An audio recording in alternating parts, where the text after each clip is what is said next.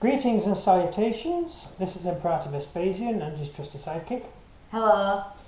Today we're going to be bringing you our unboxing video for Arab Spearmen and Archers. And due to a complaint from the last video, they're unboxed. Happy? Yes, right. Yes, well. Yeah, hold on. Okay, so sorry, the last video people complained because we didn't immediately unbox the figures, we started talking. So we've unboxed them now, so there you go. First of all, you get the obligatory picture thing. What is it again? You get the instructions on how to stick things on. That's it. And on the other side... And on the other side it's a poster. Is a poster which you can stick on your wall and let everyone know that you bought the box. And then you collect more and more and make stuff look cool. These are the standard bases you get with the figures. It's very useful. We don't actually use these because we use clear plastic bases now, so it's not something we're going to be using, but very useful for everybody else. Now, with most Gripping Beast boxes, you tend to get a couple of two command sprues, and then all the rest are infantry. With these, they're like the normal Dark Age Warriors. We did just done that box review, and you basically only get one type of sprue, but you just get a lot of them. So this is the sprue that we're talking about. On the sprue, you get 5 figures. Just along the bottom, a collection of different types of head. You've got some interesting little heads there you can use, including a nice little steel helmet, which is iron helmet, or stolen steel helmet. Looks like the best head to me. Yeah, I would assume that would be for an officer or someone, someone slightly higher up in rank, but I mean someone who's smart enough to use an armoured helmet anyway. Although the turban... You mean steal it from an enemy dead corpse? Yeah. So although the turban is quite actually useful in combat in the Dark Ages, it will stop a certain amount of heavy things hitting your head. It's not as good as a nice steel helmet. What about a mace? No, a mace would just kill. It doesn't matter what armour you wear. If someone hits you with a mace, you die. Shield wise, you get 2 oval teardrop shaped shields. Again, probably stolen. And 3 normal round shields. Generally the Arabs didn't really go in for uniformity. Maybe the Black Guard did, but generally people just turned up in what they were wearing. So it's not overly complicated. It's like same as Dark Age stuff. It's just whatever you owned, you just turned up with. Although in the Saxon army, you actually received a uniform, or a uniform of sorts. You all got given a weapon and a shield, so anyway. They're actually quite handy because you have the options to make anything you want. Whereas the box we did before, which is this one, which is a late Roman box, in that box you get figures with, you get 2 guys just stood firing arrows. So you kind of stuck with only having fiery arrow guys. These, you can actually play with them a bit, and you've got a little bit more option as to what you can do, because you don't have to use the arrow arms. You can use the spears. You can give them whatever you want. So you can make an entire box up with half of all the men carrying bows, or well, not half, but just under half, with your command units. Or you can not use the bows at all. It's entirely up to you how you do it. So you've got enough arms and legs to play with, and no doubt in your bits box you will have spare Viking arms and legs. Unless you're a new collector. Unless you're a new collector, but I use Greek helmets and stuff for some figures. You have piles. You have a desk of piles of bits and bobs. I have boxes and boxes and boxes of just junk. I remember asking you, have you got any goblins I can use for my new army years ago? I went, yes, here's a whole box of them. Yes, just a box of goblins I never painted. Here, have some goblins. Oh, thank you very much. So I love the heads. I think the heads are quite cool on this. I don't like the Dark Age heads. If you ever get the Dark Age box, the heads are rather There doesn't seem much going on with the heads. You've got a few different beards. So I tend to use heads from Celts because they've got a bit more expression to them. But if you don't have a spare Celt box, then obviously, if don't you buy an entire box of Celts and then just rip off one of the heads and then throw the box away. Yeah, because that would be silly. that would be silly. But anyway, if you get Dacians, then you will probably end up having loads of spare heads and stuff anyway, because they're all lead heads. So you'll end up with loads of spare heads from them, but it doesn't matter. So these are basically Arab infantry, so they're wearing a dress, which is Arab, the Desher, or close approximation. They're wearing turbans, different face coverings and stuff, so there's quite a bit you can do with it. You can have a bit of fun. You can either make mixed regiments of all different garb, or you can make sort of a small group of men all in the same make them into uniforms. Time-wise, you can use these figures over a vast area of history, pretty much from the time a certain bloke in Arabia decided to get angry, right up to September 11th, or September 10th is it, 1683, which was the Battle of Vienna. You can still use these guys right up to that stage. I have one really big question. What? How the hell do you know the date and the year and the exact day? Actually, the date's easy because it's September 11th. So when you're my age and you saw it on TV, you remember it. But it was just in 1683, the Battle of Vienna. It's kind of one of the most important battles in European history, world history, because it stopped the Ottoman Empire invading Europe. Had it invaded Europe, the Ottoman Empire would never have fallen. Instead, they lost, and the Ottoman Empire just became the sick man of Europe and eventually died.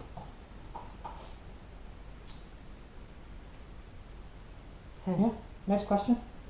Oh right, we're doing questions now. I want to wear this. Well, we can do questions now. Actually, yes, I do have one more question. Feel free. How come they haven't got actual armour on? They've just got. They didn't wear armour. They've got a robe. Typically, they didn't wear armour. Muslim troops. Then what are they going to do if an arrow hits them? They wore padding, like a halberd, sort of padding underneath. Not a lot of it. Most troops didn't wear any armour at all. I have an idea an arrow's just going to go straight through that little padding. Pretty much, yeah. That's why the Crusaders tended to kill massive amounts of people, because the troops they were fighting against didn't tend to be very armoured. And even the ones who were armoured, such as the Saracens, armoured helmets and stuff, doesn't do any good against a mace. Nope. Mace will go straight through your head. Just turn your helmet inside out. Horrible weapons. Good weapon if you're carrying it, horrible weapon if the guy you're fighting is carrying it. So really you use your shield. So your shield is really there to protect your body. Your shield stops arrows hitting you, your shield stops, use it to deflect swords. If you try and deflect a sword with your own sword, your sword will probably break. Depending on who you're fighting against, of course. If you're fighting against the French, then your sword will probably not break. But if you're fighting against the Germans, then your sword will break in half and the sword will carry on going through your body. And probably your shield, but yeah, shields are pretty good at stopping, but deflecting. What? No question. Yeah. But I don't think their shield will be able to withstand a blow. No real difference. They tended to use lighter wood shields. Europeans tended to use more oak shields, oak wood, which is a lot tougher, but it doesn't have any give. So once your oak shield sort of starts to give, it will just fall apart, it will split in half. Whereas these shields are made from lighter woods, and they can bend and flex more. I like the oak version, in my opinion, because if you've got a strong shield, then the person fighting must expect that the commander fighting must expect that they're going to win anytime soon. Yeah, well, it's like the Romans and the Greeks. The Greeks had a solid oak shield tipped with bronze, with bronze over the top. So that will take a huge amount of damage and things won't go through it. But once again, if it snaps, as soon as it's got a dent in it, it will go. Roman shields were flexible like fiberglass. And it was also fiberglass riot shields. It was also tough. Yeah. Roman shields they were designed to flex when things hit them. And then what happens to the poor guy holding the shield? Nothing, because all the weight of the impact goes out to the edges of the shield. It ripples out. So the impact is spread throughout the entire shield. And Roman shields, how much Roman shield costs? Not much, because they're mass produced. Well, not until. If you you're talking Imperial Rome, you're talking mass production on industrial scale. Roman cities had huge palls of smog over the top of them because of all the fires and stuff burning, making all this stuff. It really was an industrialised period in human history for the Dark Age. These shields were, I'd say, closer to like the Viking design of shield, which again used light wood, which was designed to flex. Although, so a Viking shield, if you look at YouTube videos and this stuff, there's people who make these things for a hobby, and they'll actually show you what happens when an axe hits a Viking type shield, and what it happens if it hits a Saxon type shield, which is the same shaped shield, but it's made out of a harder wood. Yeah. In fact, most of the time, if an axe hits hardwood, it will just bounce off. It won't actually stick in it. But if it does stick, then the shield goes. Depends how good the forger is. Yeah. Whereas with a Viking shield, or one of these, usually the axe will sort of make one part of the shield bend, but the other side would flip up. So it's a bit like hitting plastic. You ever tried to hit plastic with an axe? Yeah, I bounce off. Yeah, that's the sort of effect. Until I hit it again and again and again, and then finally I make a hole in it. Yeah, so usually the shield will hold together a lot longer than like a hardwood shield. It's funny though, because when I was younger, I thought I could just hit a plastic with an axe and go straight through it. Yeah. But when it's actually a big lump of plastic, it just bounces off. See, why didn't the Romans use plastic shields? You see?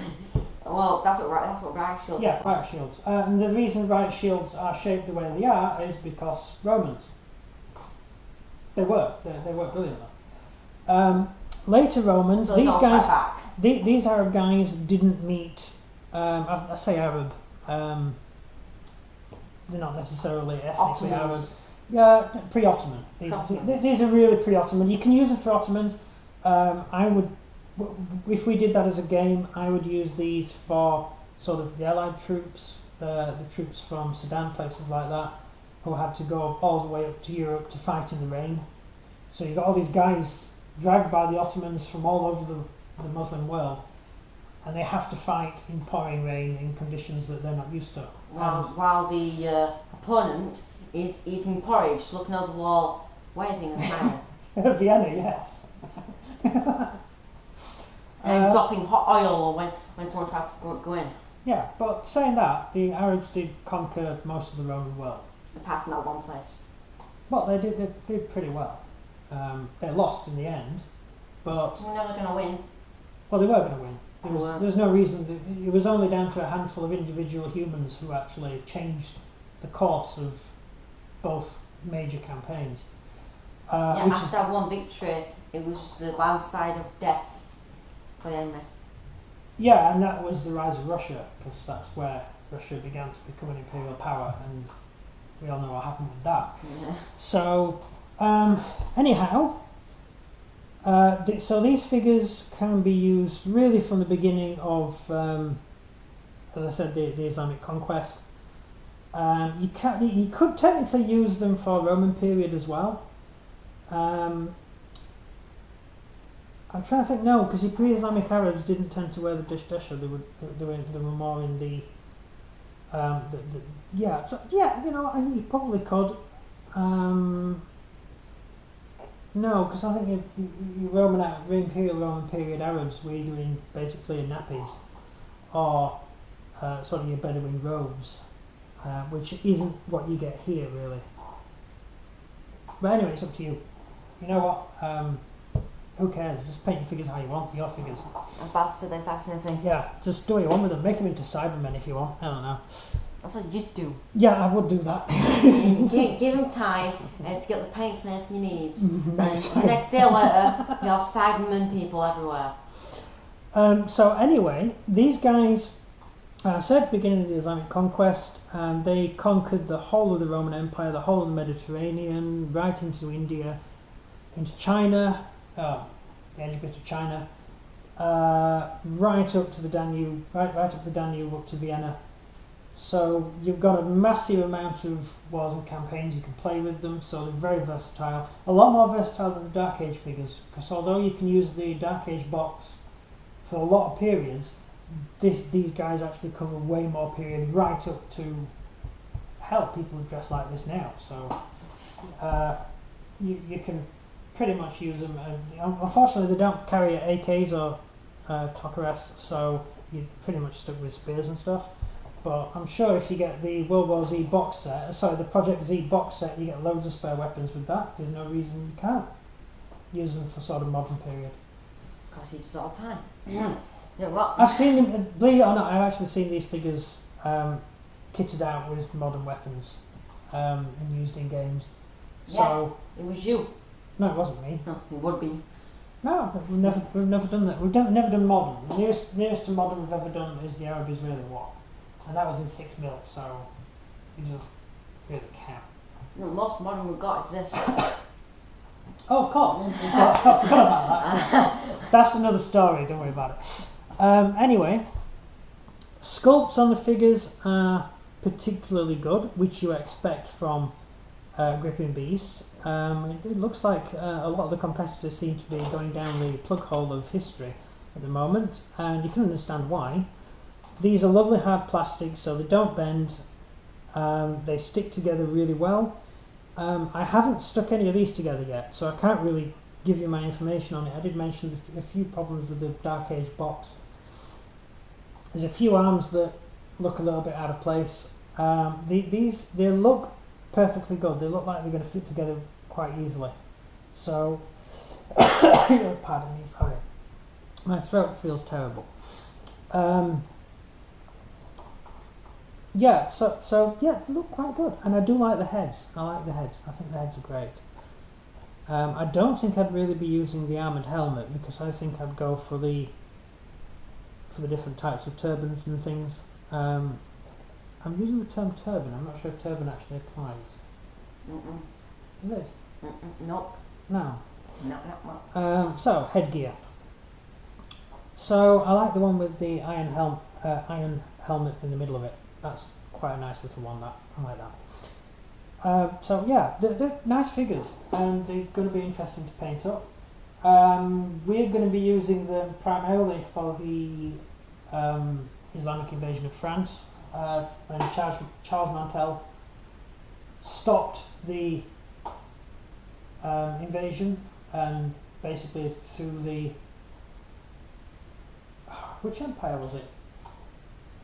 I know the Caliph died, so I'm not sure what the empire was called. One of the Islamic empires, and they threw them out of France. Loads, so yeah, just leave there.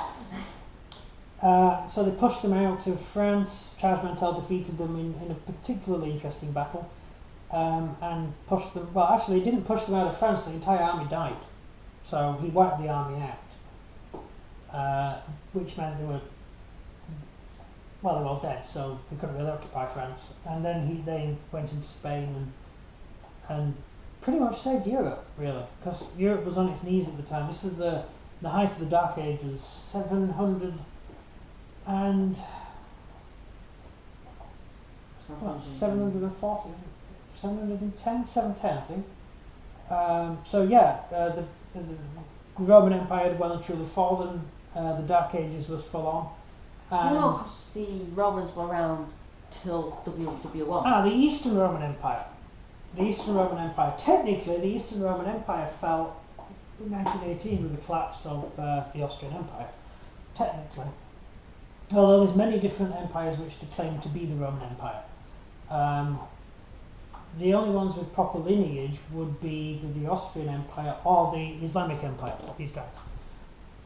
Because these guys Muhammad himself and one or two of his people who took his mantle afterwards fully believed that they were rebuilding the Roman Empire. So that they regarded themselves as Roman in many ways. Didn't know how to fight. Didn't really inherit much, did they? I would say they didn't know how to fight. They did particularly well, although it's very handy attacking countries with no army and no actual recent living memory history of warfare. So you have a load of peace-loving hippies, and suddenly a huge horde of barbarians comes over the hill and kills everybody. So yeah, quite easy. So the Islamic conquest was spectacular. However, it wasn't one of the best conquests in the world. I think the most spectacular invasion ever would have to be the Mongols under Genghis Khan, who wasn't fighting people who didn't know how to fight. He was attacking countries with fully fledged armies ready to fight, and he defeated every single one he came up to, including these guys.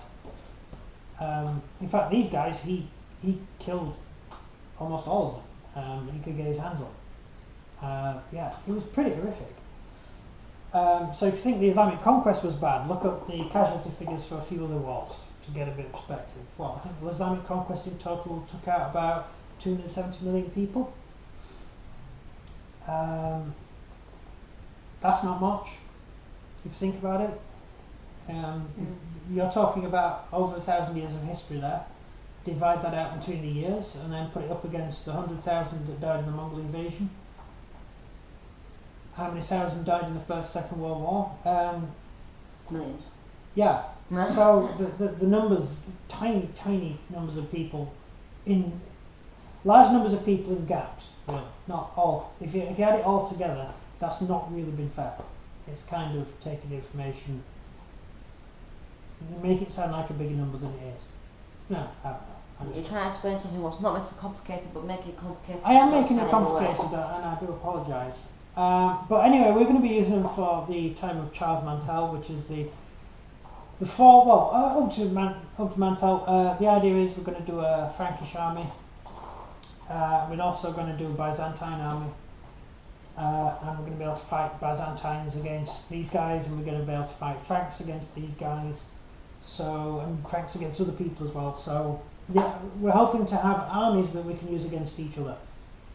So, we don't just have two armies to fight each other, we can actually use them against different targets. So, that's what we're working towards. Box-wise, I think this is a great box. And as I said, I've been wanting to get them for ages, and I finally got hold of them, and it's going to be fun. You will have to keep a lookout for what we do with them in later time. Any questions on the subject? Well, we've had thousands of questions. Well, questions on top of the questions you already have. I'll hang the questions for the thing we just talked about, because the thing we just talked about is too complicated first night. Yeah, it's just complicated, I know. But someone understood me. Yeah, they are great figures. Nice sculpts. Yeah, pretty much nothing else I can say about it now, really. Given that I've already talked about a lot of figures from Gripping Beast before, they are basically figures from Gripping Beast, so anything that I would add to that would be stuff I've already mentioned about the company. So, yeah, they're alright. If you want to use them, I would recommend them. I think they're quite good. I don't tend to buy things I wouldn't recommend, although I have done on occasion where I've done a few videos where I say, dude, don't buy it. Oh, yeah. I was scanning the room like, what? So, yeah, they are lovely figures. We're going to paint a few up, see what they look like, and we'll do a video on that. And I'll just give you an idea of what it is we're going to be building towards. But if you're just watching it as an unboxing video, I hope it's been a useful video. I didn't go through all the numbers of bits, did I? I think I did. I did mention there was 2 bows and everything. Yeah. So there's nothing I missed. So that's it. That is everything. Do you want to do the outro thing? I have to. Yeah, go on then. Yeah. I would be funny if one day I'm going to force you to do it. Well, I'm hoping they were happy that they immediately got figures of because we didn't want to go for a few minutes without having figures. So if you enjoyed this video, please please leave a like and subscribe and comment down below if you're happy that you got figures banging in your face for the first 5 seconds. Straight in your face. Straight in your face. Unboxed, instant. And that's everything from me. And that's everything from him. More coming. Goodbye.